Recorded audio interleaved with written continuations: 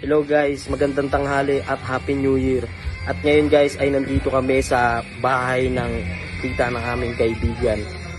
At kami ngayon ay nag-iisip kung ano ang gagawin namin sa aming first vlog. At mga first timer ang ating mga kasama. At ako ay may karanasan na. At ngayon ay nandito kami sa tuktungan bandang ng Taguig sa Vista Mall. Yan ngayon guys, dito kami. Ito ang labas at ito ang aking mga kaibigan. Yan guys, dito sila sa loob.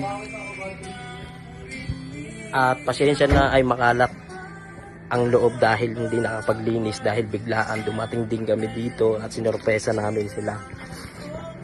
Ngayon guys, at tayo ay papasok. Ayan sila guys. Ayan sila guys. Mag-say hi naman kayo. Ayan. Ayan sila ngayon guys.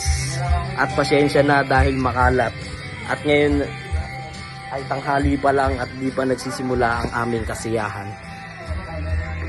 So ngayon guys, mamaya i-update ko na lang kayo kung ano ang aming plano sa aming gagawin na vlog.